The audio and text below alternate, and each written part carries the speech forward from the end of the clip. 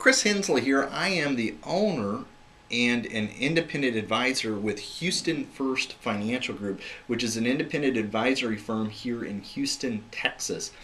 Also, the host of Money Matters radio show and international podcast on KPFT Houston every Friday morning at 10 a.m. I'm going to be answering the he side of the question: when shopping for a new car, what are the top 3 factors you should consider as part of your buying decision? To me, my answers that I came up with are going to be relevant to both men and women. And it's anytime you purchase a vehicle, the number one most important thing that you should consider is get your financing done elsewhere. So before you get to the dealership, make sure to have visited either a credit union. If you're a member of a credit union, typically the loan decision is going to be left in the hands of other members. If you are a customer with a major bank, those are both 2 really good options for financing. When you get to the dealership, you now have a pre-approval letter in hand. It's almost like walking in there with cash. Not quite as good, but almost, as far as putting you in the power position when it comes to negotiating for that car. You are going to have a better interest rate if they're able to handle you in-house with the dealership, and they're going to have to compete with that pre-approval letter. So the interest rate that you get, the terms that you're going to get, should be better than what you walked in with. If they're able to take care of you there, they're going to have to beat what you already have.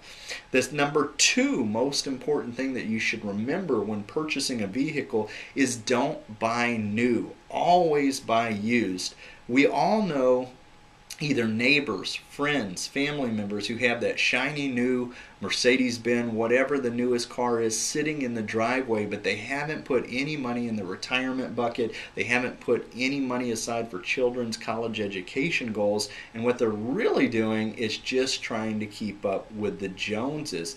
The difference between a brand new car and a used car can be thousands of dollars, not just in interest, but also in principal when it comes to a discount off of the sticker price on that vehicle. A car that is used, just like a new car, is a depreciating asset, and as soon as it drives off the floor of the showroom, it's going to be losing value. There's only one exception to that, and that's going to be classic cars, cars that might appreciate as they get older, but that is the exception and not the rule. Most of us are going to have our values of the vehicles go down and down. So why not get a used vehicle and let somebody take the premium for buying it before you?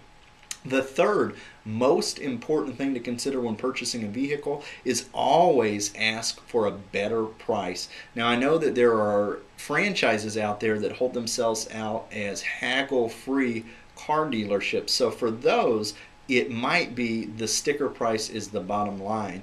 But most of our traditional used or new car dealerships always leave about 5% in their wiggle room. And if you don't ask, you will not receive. So you always have to ask for a better price. A couple of things on that. Anybody who sells a vehicle to you is a salesperson. And salespeople usually have quotas and goals.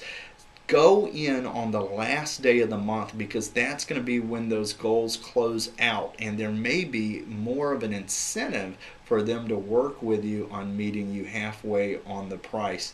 The other thing to remember is if it's a bad weather day, if it's rained, if it's snowed, the chances of them seeing more people are going to be less. You might be the only person that they've seen that day.